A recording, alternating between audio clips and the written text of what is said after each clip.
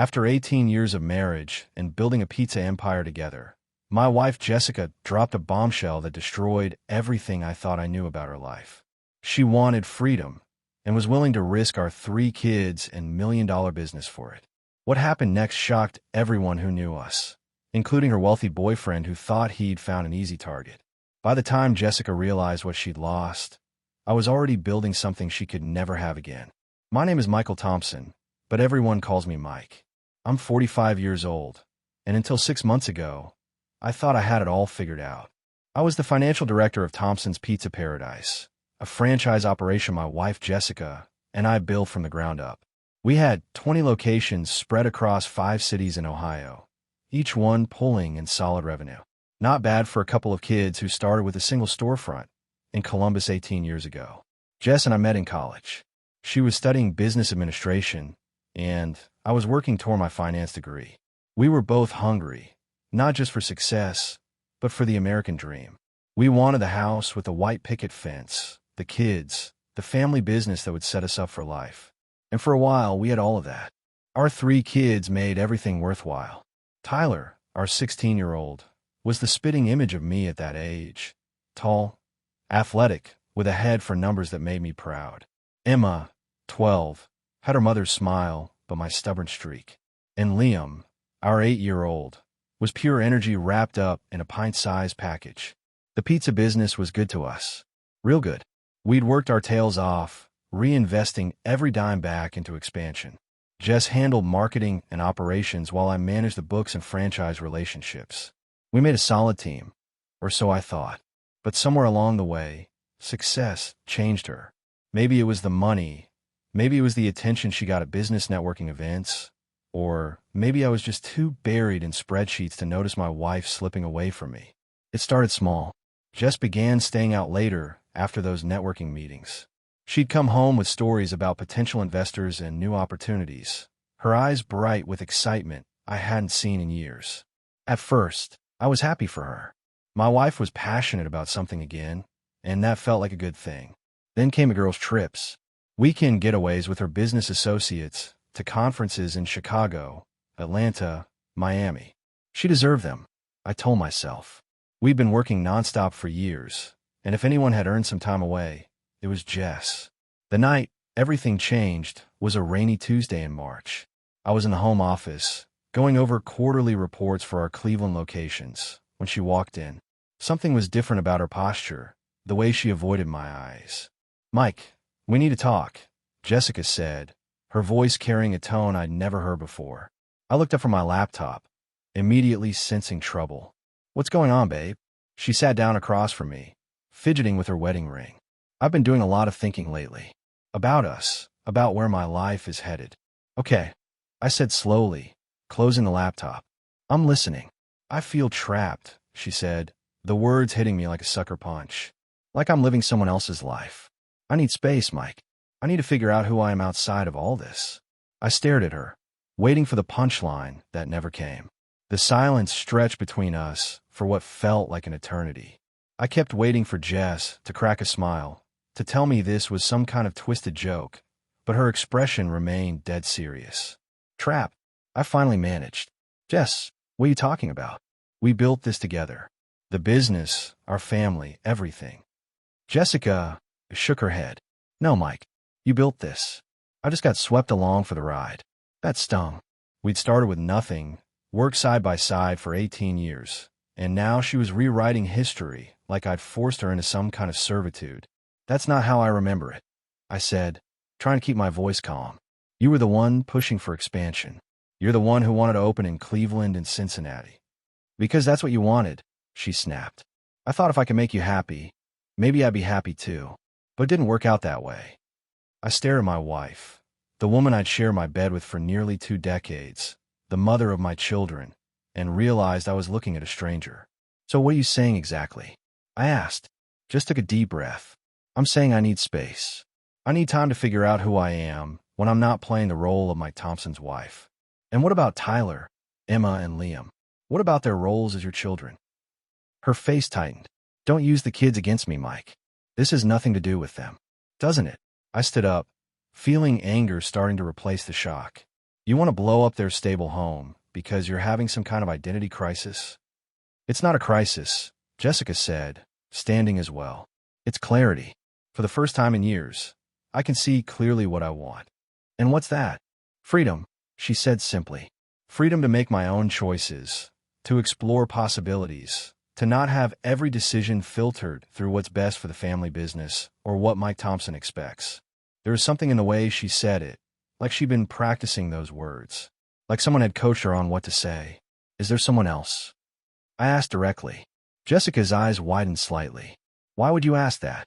Because my wife doesn't just wake up one day and decide she needs freedom from 18 years of marriage unless something or someone open her eyes to other possibilities. You're being paranoid, she said, but she wouldn't meet my eyes. Am I?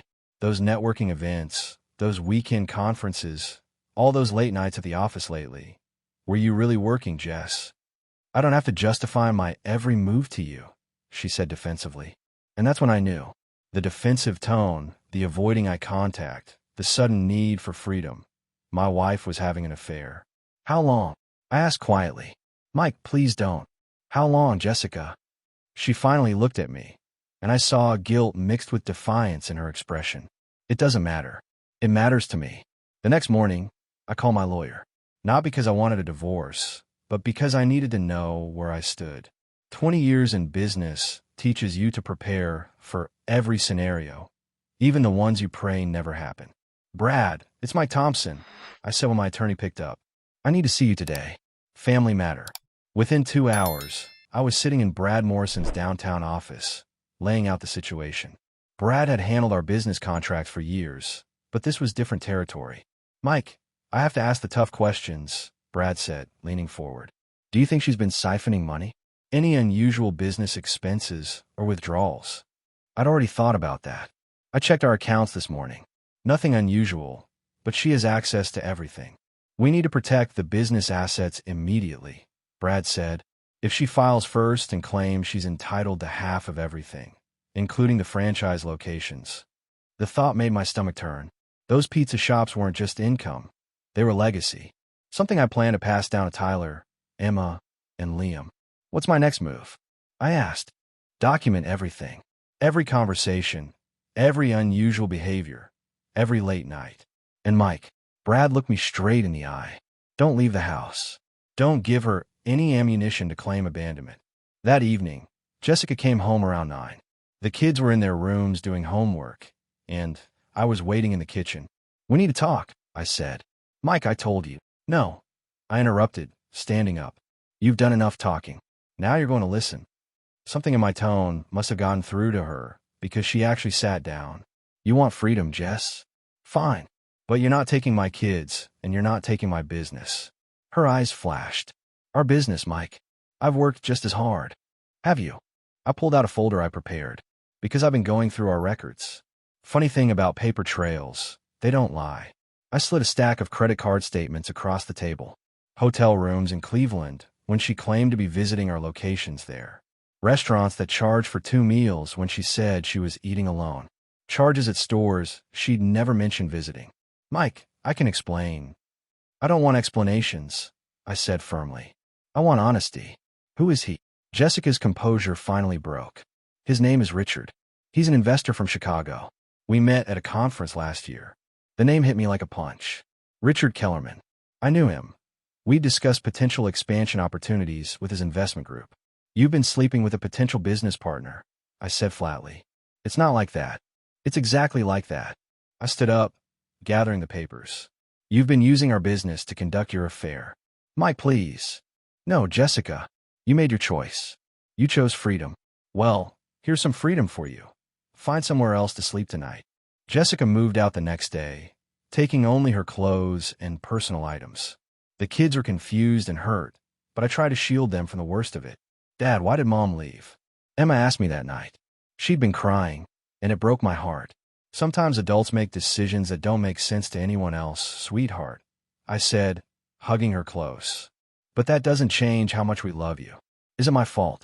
This from Liam, and the question nearly destroyed me. No, buddy, I said firmly. None of this is your fault. Sometimes marriages don't work out, But that has nothing to do with you kids. Tyler, being the oldest, was handling it differently. He was angry at his mother, at the situation, at the world. She's selfish, he said later when the younger kids were in bed. She doesn't care about anyone but herself. Tyler, she's still your mother, I said, though the words tasted bitter. Is she? Because a real mother wouldn't abandon her kids for some guy. I didn't have an answer for that. But while I was dealing with the emotional fallout, I was also moving strategically. Brad had helped me freeze certain business accounts and establish clear documentation of asset ownership. Every pizza location had been purchased and developed under careful legal structures that protected the franchise from personal litigation. The good news is that most of your assets are properly shielded, Brad explained during another meeting. The bad news is that she's hired Robert Chun. I knew the name. Chun was one of the most aggressive divorce attorneys in Ohio, known for bleeding his clients' spouses dry. What's his angle? I asked. He's claiming Jessica was an equal partner in building the business and deserves 50% of everything. He's also pushing for primary custody of the kids and substantial alimony. Over my dead body. That's what I was hoping you'd say. Brad smiled grimly. Because I have some news about her boyfriend. He slid a folder across the desk. Inside were financial records, employment history, and background checks on Richard Kellerman. Turns out Mr. Kellerman is married, Brad said. 3 kids, big house in Lake Forest. And get this, his wife has no idea about his extracurricular activities. I studied the information carefully. Richard's wife was named Caroline, and according to the reports, she came from serious money. Old Chicago family, trust fund money. Here's where it gets interesting, Brad continued.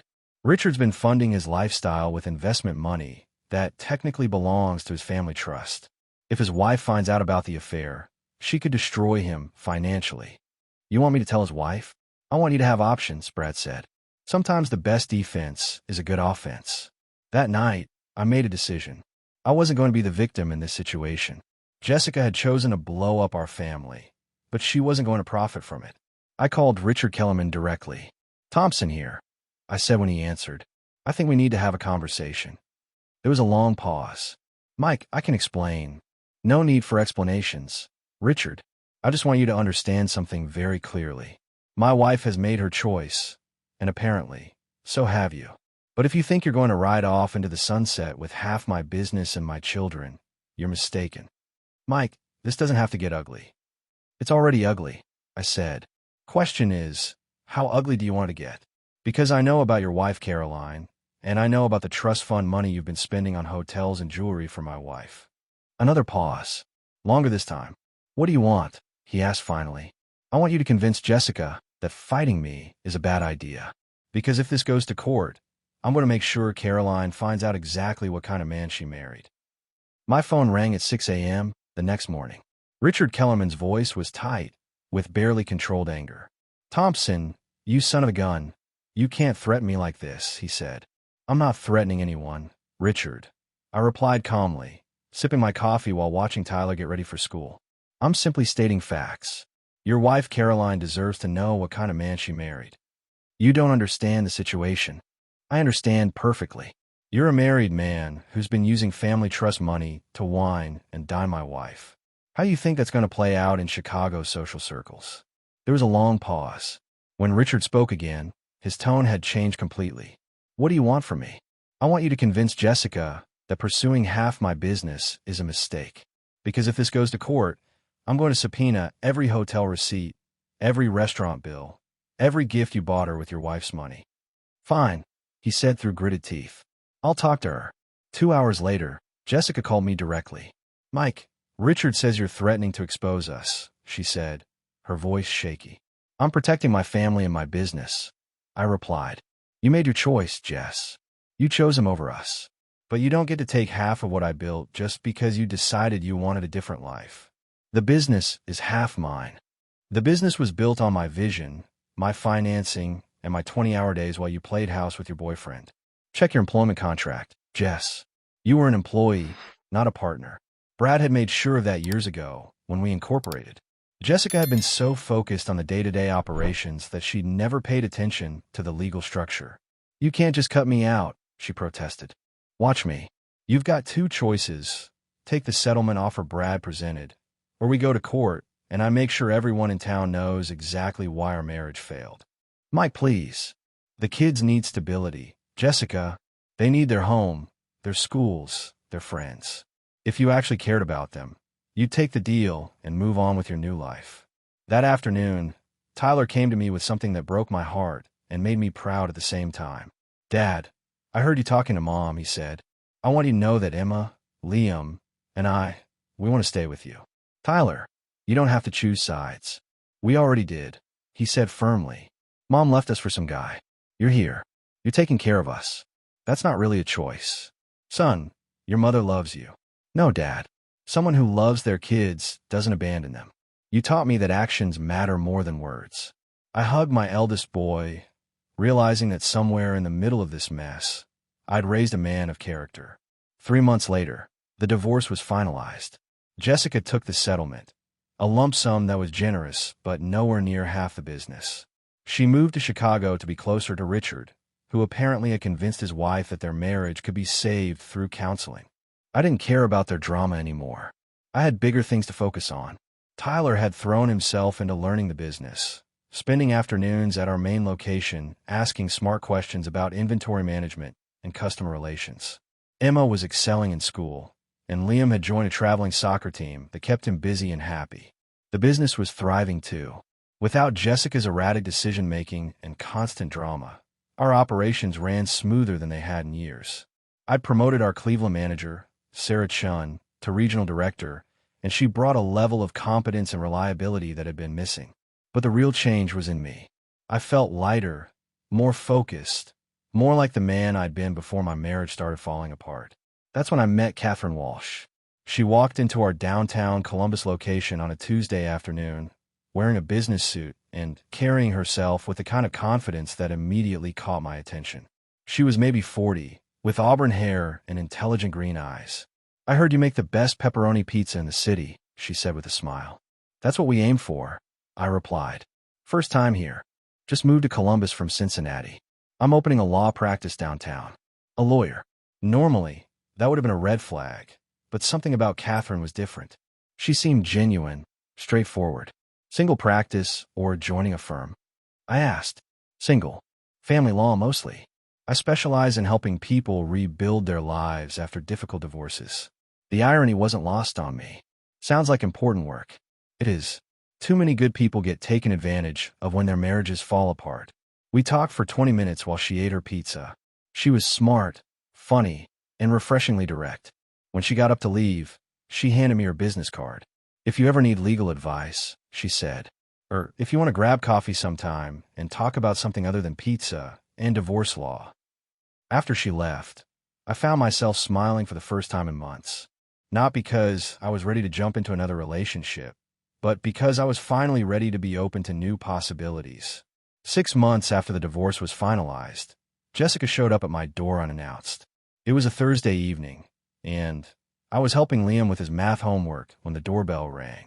Dad, someone's at the door, Emma called from the living room.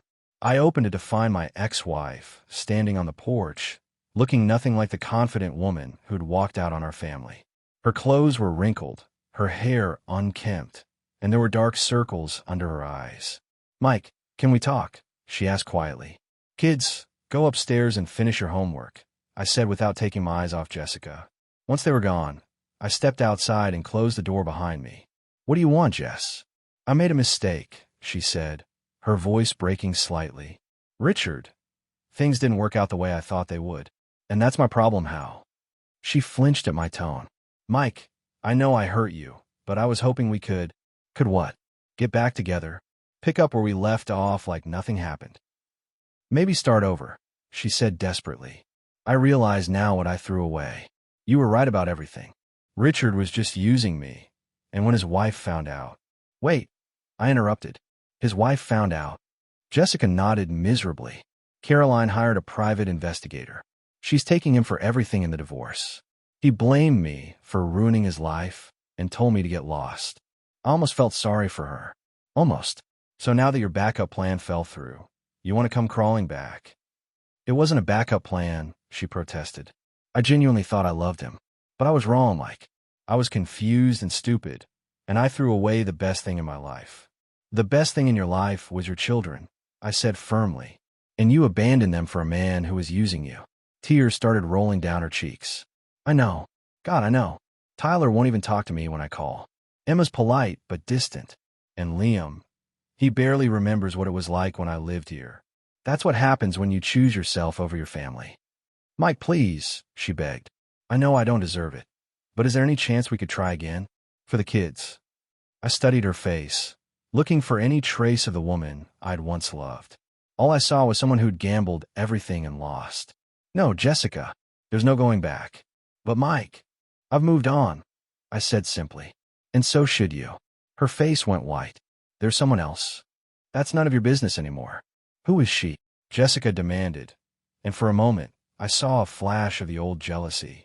Someone who values loyalty and family, I said. Someone who wouldn't throw away 20 years for a fling with a married man. Jessica stood there for a long moment, finally understanding that the door she'd slammed shut couldn't be reopened. Can I at least see the kids? Call my lawyer. Arrange supervised visits through the court. But Jessica, don't show up here again. The next morning at breakfast, Tyler looked up from his cereal with a serious expression. Dad, was that mom at the door last night? I hesitated. I tried to shield the kid from the worst of their mother's behavior. But Tyler was almost 17 now. He deserved honesty.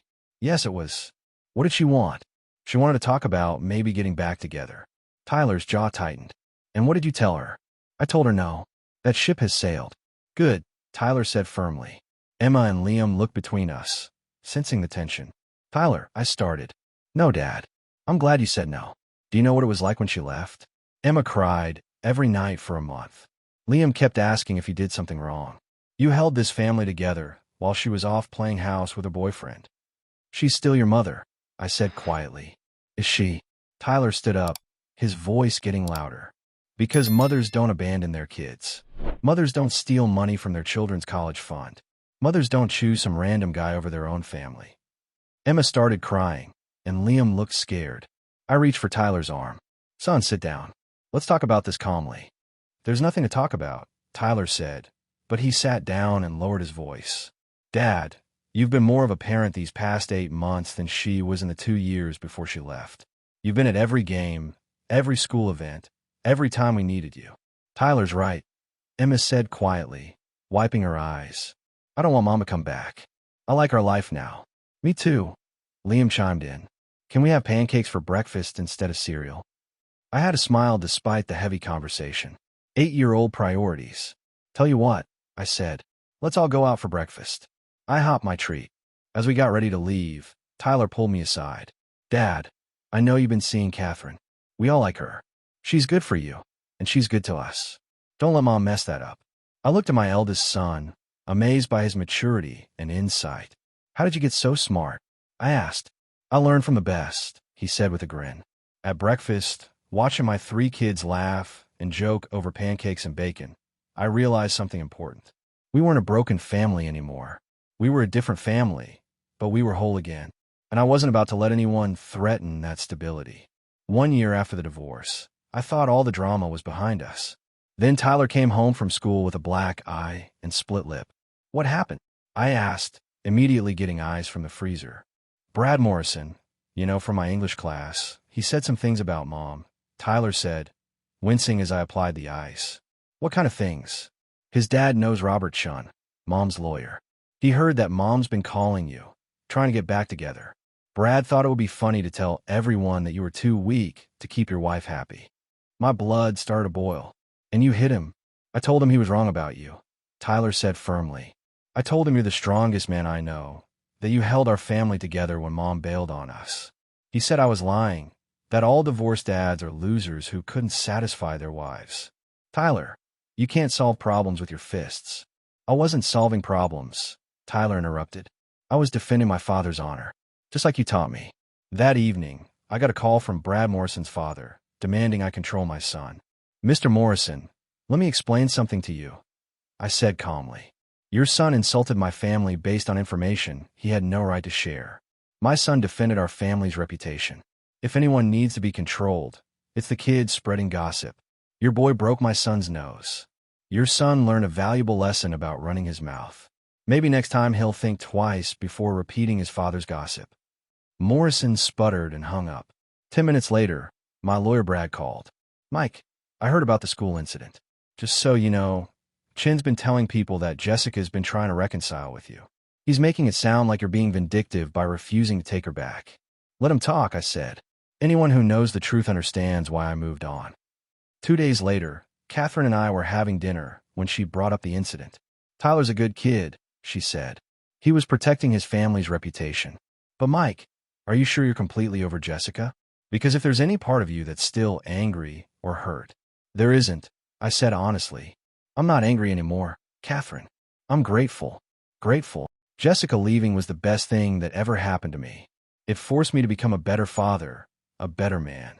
It led me to you. If she hadn't chosen her so-called freedom, I never would have discovered what real love looks like." Catherine smiled and reached across the table to take my hand. "In that case, I have something to tell you. I've been offered a partnership in a law firm in Cleveland. I wanted to discuss it with you before making a decision." "Catherine, that's a great opportunity." "It is. But it would mean leaving Columbus, leaving you and the kids.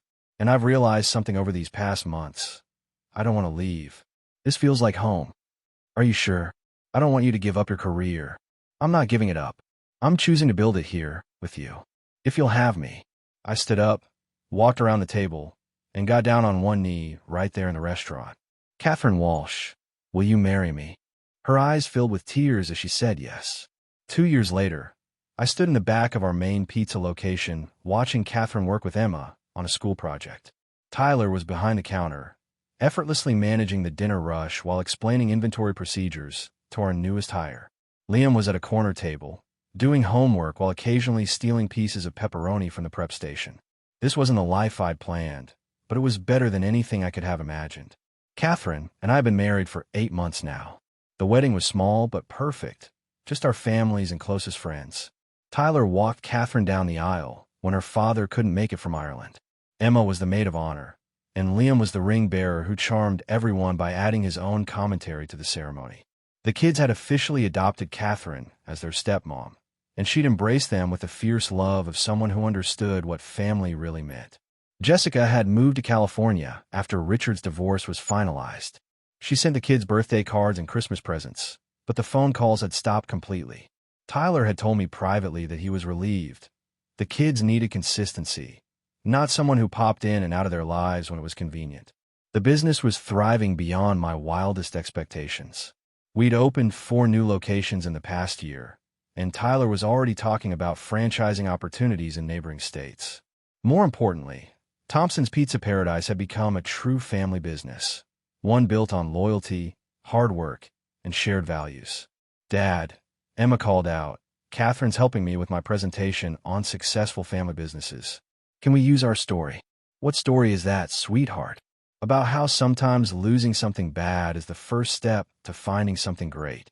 I looked at my daughter, wise beyond her 12 years, and realized she'd captured something profound. Jessica's betrayal hadn't just ended my marriage. It had freed me to become the man I was meant to be. "Yes, honey," I said. "You can definitely use our story."